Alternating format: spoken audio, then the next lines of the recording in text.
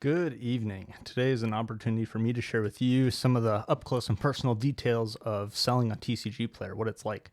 Hi, my name's Nick. I own a business called Capital Catalyst. We sold $100,000 of cards last year, and I'm here to talk to you about investing, buying, selling, trading, collecting, all the things, but with a special emphasis on the money side because I love it. I love the money side. I love magic, and I love that you can make money with magic. And so, on a side note, just real quick before we dive in, most of the cards that I buy and sell are not from collections. These are that I'll show off. But just as an aside, when I do buy collections, I do end up with a lot of bulk, and you can't really see. Oh, dang! You can't really see, but there's like a ton of rares and mythics, commons, uncommons, bulky type cards inside of there. And what I'll do is I'll get boxes like that and sell them on Facebook Marketplace for, like 30, 40, 50 bucks. People love it. People buy it all day, buy the bulk. So pretty cool, pretty cool. But alas, let me share with you. So today I essentially got 23 orders, and they're kind of smaller sized orders. And this is all the cards that I pulled out that we will be shipping out. And so I'd just love to kind of walk through with you what these cards are like, maybe talk about where I got them. A lot of these, like I mentioned, are from collection buys. This Fairy Macaw, for example, special guest from the most recent set in a collection buy. The guy that I bought it from in the collection, he says that he buys a lot of the cards he gets from Whatnot. So it's kind of interesting because he just buys like a bunch of stuff from Whatnot and then ends up selling it in bulk to people like me. Not as bulk, but in bulk, if that makes sense. Wound Reflection Extended Art Surge Foil, also from a collection. Part the Water Veil with the pre-release timestamp on it, also from a collection. This Bessie I actually opened in a collector booster box. And so there's some mix of cards that I kind of buy, and also as an addict in the hobby, stuff that I collect as well. Here is Bello, Bard of the Brambles, and this is from Commander decks that I've opened up. Right now, Bloomborough Commander decks have inverted expected value, and so you'll see a number of Bloomborough cards, not the majority, but they're there. Morning Song Aria, also from a collection. Nexus of Fate is another card that, oh wow, this is cool. This is a cool card. Someone picked it up, I believe, for like $5, which feels like a steal. Then again, I don't know, you don't play it in any competitive formats, and I don't really see myself playing it in Commander, so, but it's a beautiful card. But anyways, I opened this card up. Miku the Renowned. It's crazy. It's like a $16 card now, which I feel like the art is ugly, and it's just weird, but anyway.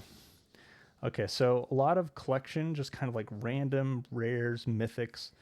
And then here's the Bloomborough cards people buying from Commander decks that I opened up in bulk. Here's Dragonstorm Tarkir cards, once again, also from Commander decks I opened up in bulk.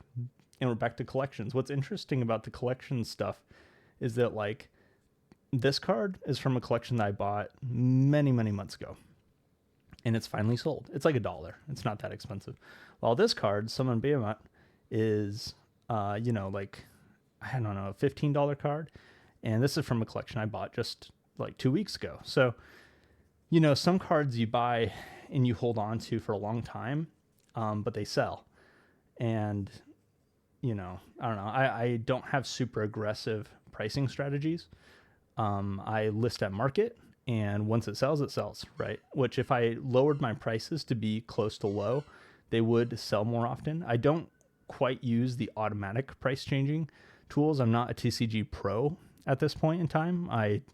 I'm just level 4 seller, which I know Kitchen Table TCG talked about how being a pro right now is as good of time as ever because of the raise in fees recently. There was another like 0.25% or 0.5% of fees added on to normal sellers like me, where the fees for being a pro seller are all the same. And so he was recommending becoming a pro seller. I'm thinking about it. It's like the margins are so kind of tight anyway, so it's hard to be like, oh yeah, let me just sacrifice another percent to be a pro member, but maybe I should. The pricing tools make it easier to price things at a competitive but also good rate. Anyways, Watery Graves, All these Edge of Eternities cards are cards that I opened. I actually bought a case of Edge of Eternities at a pretty good price and opened up a bunch of it. I sold things to be able to kind of justify and be able to purchase that. I sold collector booster boxes I had kind of in my collection. But at the end of the day, when I opened up these Edge of Eternity cards, many of them I'm like, look, I don't need these. I don't want these. Let's turn around and sell them. And so there ended up being about $200. You know, I spent $800 on a case. I've opened up 3 or 4 of the boxes. And then I kept many of the expensive cool cards. But then these are the rest leftovers. And there's about $200 there. So get kind of like a rebate of, you know, you spend $800, open up a ton of cool stuff, still have a couple boxes left, and sell some of the cool stuff for $200. All right, Great Divide Guide, Fire Nation Palace, and Ajani, all from collections that I bought. And so, not the longest video today, but I thought it'd be interesting to share what 23 orders looks like. So what's next is I had the 23 papers printed out over there, my very nice printer that does not use cartridges. This is your PSA. If you're using a printer that takes cartridges, you're doing it wrong and you're wasting a lot of money. That's what I did for basically all of 2025 was a printer with cartridges. But then I watched a video from Pokey Pastor, and he talked about it, and he helped me see the light, that there are printers with just ink kind of like silos, like buckets, and you just pour the ink in. And it is way, like, I probably saved $20 a week, not even joking, because I don't use a printer with cartridges. Anyways, so I've got my 23 pages that are printed out over there.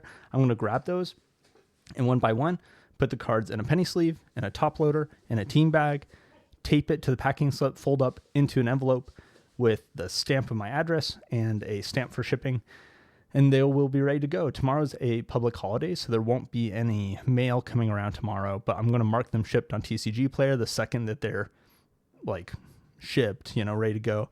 And then mail will resume on Tuesday, just like, you know, it will nationally. So anyways, good times. If you've made it this far, please subscribe. Trying to get to 150 subscribers. Then I want to start doing live streams, answer questions live, sell stuff live, make it a good time.